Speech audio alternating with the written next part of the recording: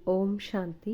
स्वागत है आप सभी का हमारे इस यूट्यूब चैनल में। और जो हम कोर्स की सीरीज कर रहे हैं जिसमें हम आत्मा का, परमात्मा का, शिवरात्रि का और सर्वव्यापी का ये सब कोर्स कर चुके हैं।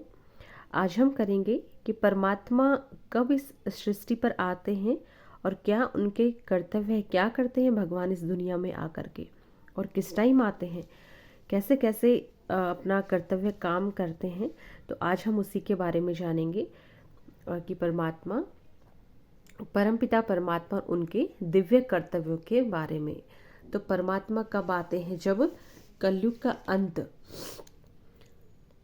का अंत और धर्म ग्लानि होती है, माना अज्ञान रात्रि के समय। जैसे हमने पढ़ा ना कि शिवरात्रि, रात्रि मीन्स होता है अज्ञानता का अंधेरा। तो जब ये कलयुग सृष्टि इतनी अंधेरी अज्ञानता की जो रात्रि है, उस टाइम परमात्मा आते हैं सृष्टि का कल्याण करने के लिए। तो जब आते हैं तो सबसे पहले क्या करते हैं? 3 देवताओं को रचते हैं। 3 सूक्ष्म देवता, ब्रह्मा, विष्णु और शंकर, इनको रचते हैं। इसलिए परमात्मा शिव को शिव त्रिमूर्ति भी कहते हैं। तीनों देवताओं की रचना करने के बाद वो क्या करते हैं? मनुष्य लोक में यहाँ आते हैं और एक साधारण वृद्ध व्यक्ति के तन में अवतरित होते हैं।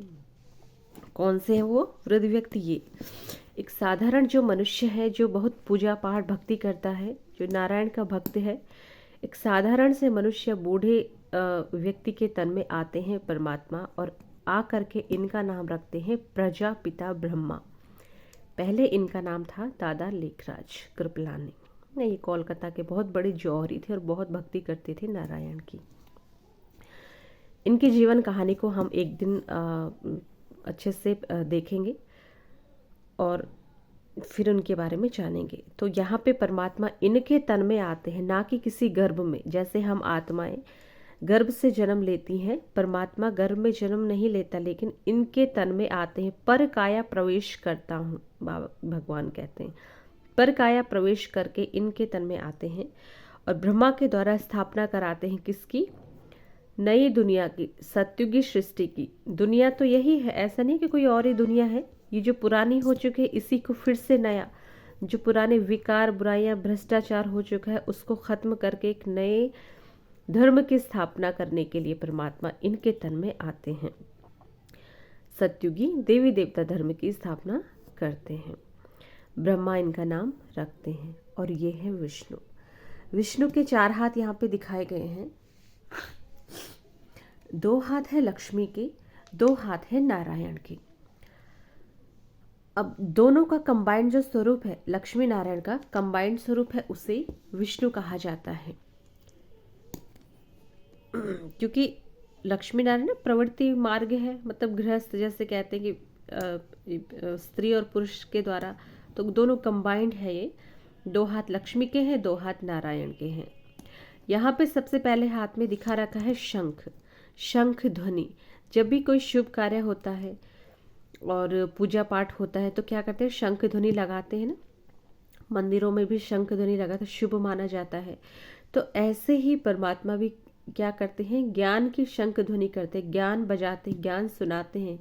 ज्ञान सबको सुनाओ, भगवान कहते हैं। तो ये शंख ध्वनि करनी है, माना ज्ञान की ध्वनि करते रहना है। दूसरे हाथ में दिखा रखा है कमल। और कमल कहाँ होता है आप सभी को पता है? कीचड़ में होता है, तालाब में दिखाते हैं ना, जहाँ पे गंदा हो, लेकिन उस पे कीचड़ नहीं लगा रहता, एकदम पवित्र रहता है। कमल क्या है? पवित्रता की निशानी है। आप सभी ने देखा होगा कि देवी देवताओं को कमल पुष्प में जैसे खड़े रहेंगे, कमल में, ये कमल में जो देवियां हैं वो बैठी रहती हैं। तो उनके जो देवी देवताओं के शरीर के जो अंग है, मतलब प्रत्येक शरीर के अंगों को क्या कहते हैं? कमल से तुलना की जाती है। जैसे कमल नयन, कमल हस्त, है ना। तो कमल क्या है? पवित्रता की निशानी है। और कमल कहाँ उगता है? कीचड़ में। तो परमात्मा भी कहते हैं, शिव बाबा कहते हैं कि बच्चे, ये दुनिया भी अभी क्या है? इतनी गंदगी भरी हुई है दुनिया में, विकार है, बुराइयां हैं, भ्रष्टाचार है, धर्म की ग्लानि हो चुकी है, कहीं भी सत्य नहीं है, झूठ है। तो तुम भी इस पुरानी दुनिया में, इस कीचड़ रूपी दुनिया में रहते हुए कमल की तरह बिल्कुल उपराम रहो, न्यारा प्यारा रहो, पवित्र रहो। और ये जो कीचड़ है, दुनिया की बातें, दुनिया के जो भी विकार बुराइयां हैं, वो तुम्हें छू ना पाए, है ना। तो कमल क्या है? पवित्रता की निशानी है। अब तीसरे हाथ में दिखा रखा है गधा। गधा है माया पर जीत की निशानी। मतलब जब जब कोई लड़ने के लिए जाता है तो गधे को क्या करता है? कंधे पे रखते हैं ना, ऐसे जाता है जैसे कंधे पे रख के रखते हुए। और जब जीत के आ गया तो जीत की निशानी है, उसको नीचे कर दिया, अब वो जीत के आ गए जैसे। तो गधा है माया पर जीत की निशानी, कि हमने जो विकार थे, जो बुराइयां थी, उन पे जीत पा लिया। तो गधा है माया पर जीत की निशानी। माया क्या है? काम, क्रोध, लोभ, मोह, अहंकार, बुराइयां, ईर्ष्या, द्वेष, छल, कपट। चौथे हाथ में है चक्र, सुदर्शन चक्र, जो दिखाते हैं ना कि श्री कृष्ण के हाथ में दिखाते हैं जब भी कि भाई उसने असुरों का गला काटा इससे। ये जो दिखाते हैं कि गदा स्वदर्शन चक्र, स्वदर्शन, स्व मीन्स होता है अपना, है ना। अपना मतलब अपना कौन सा? आत्मा का। चक्र मीन्स सृष्टि चक्र, स्वदर्शन चक्र आत्मा का, और सृष्टि का जो चक्र है वो ज्ञान का प्रतीक है। कि हमने इस स्वदर्शन चक्र से किसी का गला नहीं काटना, फिर तो असुरों में हम में क्या फर्क है? या अगर देवी देवताओं ने इससे काटा होगा तो वो भी तो हिंसक हो गए।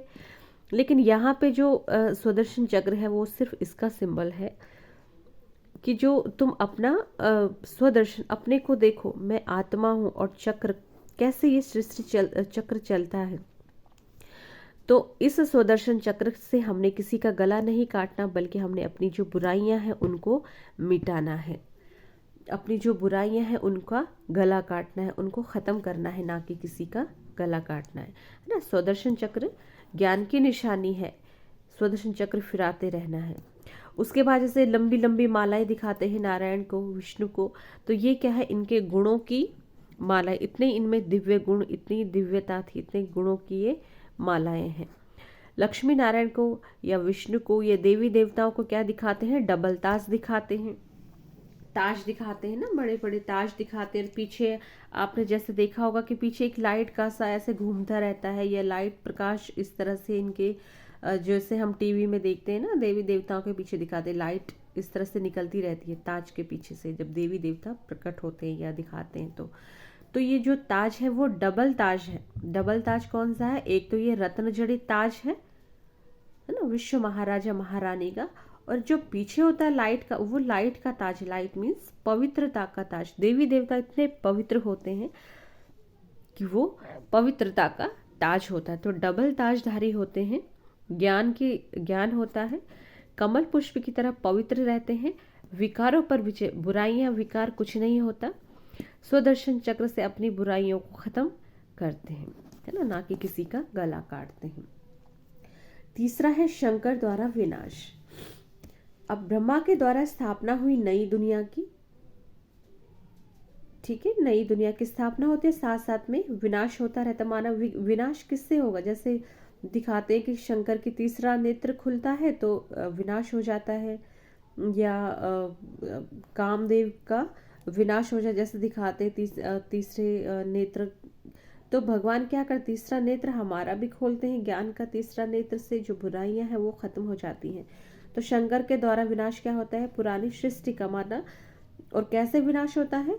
ये कोई विनाश नहीं कराते, लेकिन प्रकृति के द्वारा, जैसे जैसे भूकंप आ गया, कहीं बाढ़ आ गई, तो कितने कितने लोग मर जाते हैं।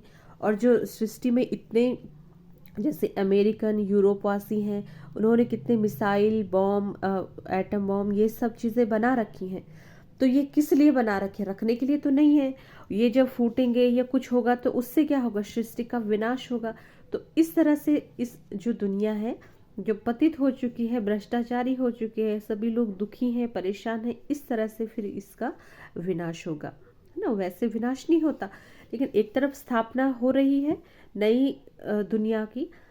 भगवान शिव, परमपिता परमात्मा, प्रजापिता ब्रह्मा के तन के द्वारा एक नई सृष्टि की स्थापना कर रहे हैं, माना देवी देवताओं को बना रहे हैं एक तरह से, है ना। अपना ज्ञान से जितनी विकार बुराइयां हैं उनको खत्म कर रहे हैं।